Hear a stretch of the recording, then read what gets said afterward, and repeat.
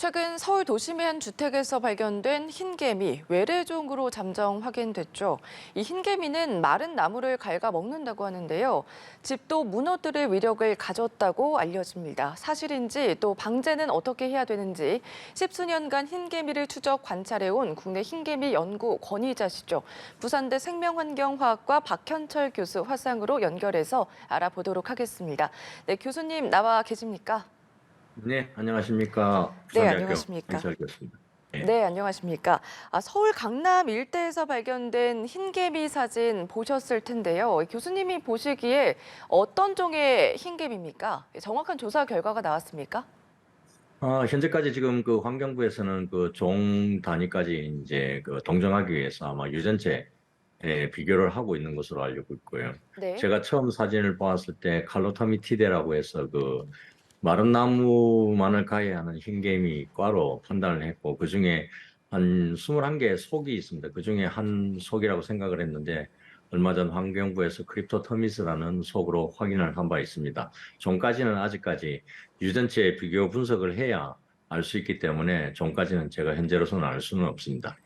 네, 이 흰개미 출몰은 어제 오늘의 일은 아니거든요. 흰개미라고 해서 이 곤충의 모양이 개미와 비슷할 거다 이렇게 생각을 했는데 사진을 보면은 좀 다른 것 같습니다. 이름만 흰개미고 실제로는 개미와 다른 곤충인 거죠?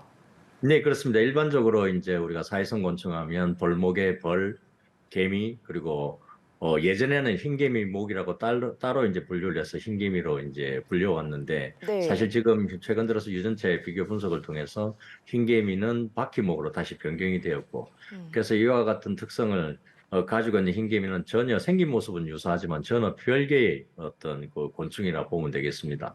일반적으로 이제 계급 구조를 가지고 있기 때문에 개미에 흡사하고 색깔만 흰색이다 보니까 예전에 미국이나 그 서구권에서도 화이트 앤트라고 즉 흰개미로 불려왔지만 네. 지금은 터마이트라고 이제 새로 명칭을 붙여서 부르고 있는데 아직까지 우리나라에서는 아직 흰개미라고 부르고 있습니다. 네, 이게 국내에서 발견이 됐던 흰개미는 마른 나무가 아닌 물기를 머금은 나무를 위주로 갉아 먹었는데 물기 네. 정도와 관계가 없이 닥치는 대로 나무를 갉아 먹을 수 있다. 이런 우려가 나오고 있어서 더 걱정인 거거든요. 그렇습니다. 근데 저기 드라이우드 터마이츠에 속하는 이 칼로터미티데 크립토터미스는 네, 아무 나무라기보다는 마른 나무만 가야 합니다. 네. 그래서 습한 나무에는 거의 그 가해하지를 못하고 마른 나무만을 가해하기 때문에 일반적으로 그 외국에서는 드라이브드 터마이츠라고 이렇게 부릅니다. 근데 음, 그거와는 별개로 지금까지 우리나라에 서식하고 있는 흰개미는 토양 속에서 서식하고 있기 때문에 네. 서브테라니안 터마이츠라고 불리우고 얘네들이 사실 그 목재 지상부로 올라와서 더 큰 문제를 야기시키는 그와 같은 흰개미인데 지금까지 우리나라에서는 주거 형태가 목조주택보다는 빌딩이나 아파트와 같은 시멘트 구조물에 주택에 살고 있기 때문에 그동안 흰개미에 의한 피해를 많이 보지를 못했기 때문에 그 심각성을 잘 몰랐습니다. 근데 네. 요번에 이제 드라이우드 터마이스가 발견돼서 상대적으로 이제 흰개미에 의한 피해는 없다고 생각했던 시민들이나 네. 또는 국민들이 이와 같은 흰개미가 이제 마른 나무에 서식한 흰개미가 발견되었기 때문에 음. 상대적으로 심각성을 더 크게 가지고 이제 이슈화 된 것으로 그렇게 저는 생각하고 있습니다. 네, 문제가 되는 게 지금 이 곤충의 식성이 문제거든요. 이 나무로 된 건물도 무너뜨릴 위력을 가졌다 이런 얘기까지 나오는데 이게 사실인가요? 그렇습니다. 외국 같은 경우에는 이제 주로 이제 대부분이 주거 형태가 목조주택에서 이제 그 살고 계신데 이와 같은 목조주택은 그 나무의 습성상 이제 습기가 많은 지역 같은 경우에는 흰개미들이 침입을 해서 목재, 기둥 이와 같은 그 건축물의 구조 자체에 변형을 주기 때문에 네. 더러 외국에서는 이렇게 붕괴되기도 하고 파손되기도 하는데 우리나라에서는 이와 같이 유사한 종이 있음에도 불구하고 그렇게 큰 피해를 주지 못했던 것이 주로 이제 목조 문화재나 사찰 또 한옥 이런 데서 이제 주로 피해를 주기 때문에 상대적으로 그 피해 정도는 작게 느낄 수밖에 없는 그와 같은 건축 구조물들을 가지고 있습니다. 국내에서는. 네. 그런데 이제 외국에서는 호주 같은 나라, 뭐 저도 이제 호주에서 공부를 했지만 호주 같은 나라에서는 집을 매매할 때는 반드시 흰개미를 방지했다는 증명서가 있어야지만 집을 사고 팔 수 있는, 즉 매매할 수 있는 그런 제도적인 그 장치를 마련해 두고 있을 정도로 심각한 그 목재 해충입니다. 흰개미들은. 이 외래 흰개미라고 하셨는데 이게 보니까 날개가 좀 달렸더라고요. 그렇다면 우리나라에서 서식하는 종이 아닌 거잖아요. 어떤 아니죠. 경로로 국내 네. 유입이 됐을까요, 그러면?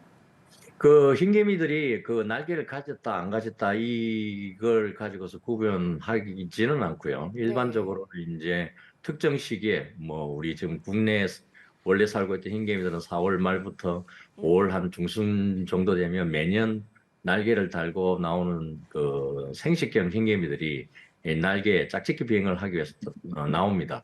네. 그래서 이제 그 나오지 않는 녀석들은 그 땅속이나 또는 나무 속, 요번에 발견된 흰개미 같은 경우에는 주로 마른 나무 안에서만 이제 서식을 하기 때문에 음. 그 우리들은 거의 평소에는 이렇게 그 찾기 힘듭니다. 그래서 매년 특정 시기에만 잠깐 출현하기 때문에 사람들이 거기에 대한 어떤 심각성을 잘 모르고 있는 상태고, 그 다음에 또 유입 경로들을 그 방송 매체들에서 이제 저한테 많이 여쭤보시는데 그 네. 유입 경로를 알 수가 없습니다. 왜냐하면 어. 이 날개를 달고 나올 때 그냥 아무 때나 나오는 것이 아니고 네. 군집이 초기 단계의 군집에서부터 어느 정도까지 성숙 단계에 접어들었을 때, 즉 안정화가 되었을 때 비로소 이제 날개를 달고 생식형 개미들이 나오기 때문에 그 기간이 종에 따라서 다르지만 일반적으로 우리 마름나무 그 흰개미 같은 경우에 일반적으로 한 5년에서 6년, 뭐 길게는 한 10년 정도 안정화가 되고 초기 단계의 군집들이 완성이 되었을 때 그때 첫 비행을 하기 때문에 음. 이미 우리나라에서 꽤 오래전에 들어와서 네. 정착을 시작했다고 보는 것이 맞고, 또 그래서 요번에 그 날개가 달린 흰개미들이 나왔다는 것은 음. 그만큼 오래전에 이미 네. 우리나라에 오래전에 들어왔기 때문에 어떤 경로를 통해서 들어왔는지는 지금 현재로서는 알기 어려운 상태입니다. 네, 꽤 오래전에 나온 거다 이런 말씀을 해주셨는데 이게 도심 속에서 발견이 되는 거니까 더 우려가 큰 것 같거든요. 국내에서 그러다 보니까 외래 흰개미 서식이 안정화되는 것 아니냐 이런 목소리도 나오고 있는데요. 이 부분은 좀 어떻게 볼 수가 있을까요?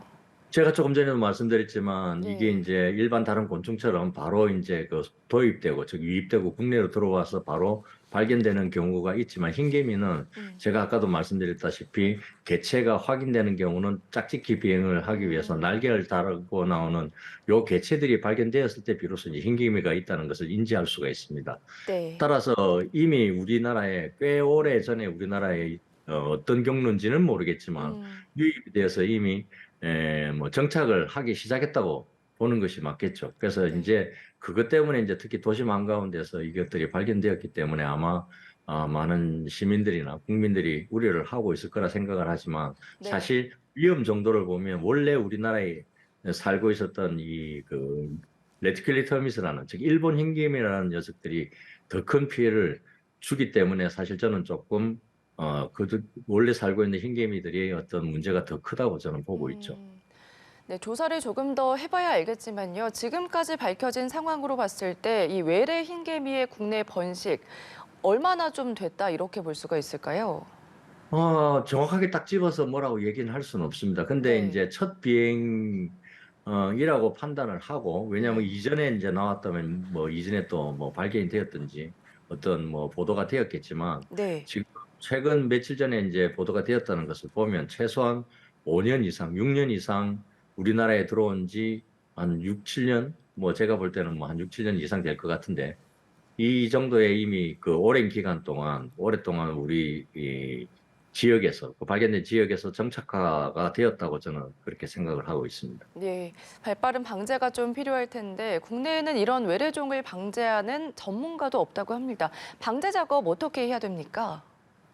이게 굉장히 조심스러운 그 부분입니다. 네. 왜냐하면 전 세계적으로 흰개미가 한 2,700여 종이 넘고, 그중에서 한 대략 3에서 4% 정도가 위험한 그 위험 해충으로 지금 인지가 되고 있는데, 음. 이를 각각 종의 특성에 맞게끔, 즉, 저 생태학적 특성에 맞게끔 거기에 알맞는 방제 방법을 사용을 해야 됩니다. 우리가 네. 일반적으로 농업 해충을 방제할 때도 그 해충의 그 생태적 특성에 따라서 음. 거기에 맞는 방법을 적용을 시켜야 되는데, 문제는 이제 흰개미를 연구하는 저와 같이 이제 생태를 연구하는 사람이 숫자가 굉장히 적다 보니까 그런 어떤 다양한 흰개미의 그 종류에 대해서 네. 어떤 생태적으로 접근해서 이해를 하고 또 거기에 맞는 방제법을 찾기가 굉장히 어려운 실정이라고 저는 생각을 합니다. 그래서 음, 뭐 저뿐만 아니라 여러 분야에 계시는 뭐 문화재청에도 계시는 분들도 계실 것이고 환경부나 또는 농림부에도 곤충 전문가들이 있을 테니까 이런 전문가들이 힘을 모아서 네. 어떤 각각 해충에 대한 즉 어떤 그 흰개미 종에 따른 방제 대책을 수립을 해야지 흰개미가 단순히 보인다 날개를 달고 나온다 해서 뭐 위생해충 살충제나 일반 농업용 살충제를 살포하게 되면 네. 더 큰 문제를 야기시킬 수 어, 있다고 저는 말씀을 드릴 수가 있습니다. 살충제를 뿌리게 되면 더 큰 문제를 야기할 수가 있다 이런 말씀을 좀 해주셨는데 궁금한 게 흰개미가 목재를 갉아먹는데 인체에 주는 피해는 어떤지도 궁금하거든요. 흰개미가 전혀 어떤 인체에 해를 끼친다는 음, 보고는 아직까지 저는 보지를 못했고, 실제로 이 네. 흰개미들은 뭐 어떤 사람의 어떤 피부에 기생을 하거나 또는 음, 흡혈을 한다든지 또는 질병을 매게 한다든지 그런 보고는 이때까지 들어본 적이 없습니다. 그래서 흰개미는 알겠습니다.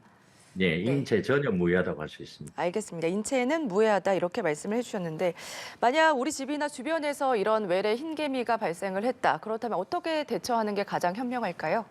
가장 현명한 방법은 지금 환경부에서도 지금 계속 그렇게 보도자료를 통해서 말씀을 드리고 있지만 흰개미가 나오게 되면 일단 환경부나 네. 또는 문화재청이라든지 이와 같은 그 공공기관에 신고를 해 주시고 또 전문가들이나 또는 그 전문 방역업체의 소개를 받아서 전문적으로 대처를 해야지 제가 아까 말씀드렸지만 집에 있는 살충제라든지 또는 뭐 농업용 살충제를 살포하게 되면 이 녀석들이 거기에 아니고 다른 곳으로 곧바로 이동을 해서 네. 또 다른 피해를 야기시킬 수 있기 때문에 음, 지금 현재 조금 이 흰개미가 눈에 보이더라도 특히 날개에 달린 흰개미들 외에는 찾아볼 수가 없습니다. 관찰할 수가 없기 때문에 그 부분이 관찰되면 즉각 전문가들한테 일단 신고를 하고 거기에 맞는 자문을 구하는 것이 가장 현명한 방법이라고 할 수 있습니다. 알겠습니다. 오늘 말씀은 여기까지 들어보겠습니다. 지금까지 박현철 부산대 생명환경화학과 교수와 함께 이야기 나눠봤습니다. 네, 오늘 고맙습니다. 네, 감사합니다.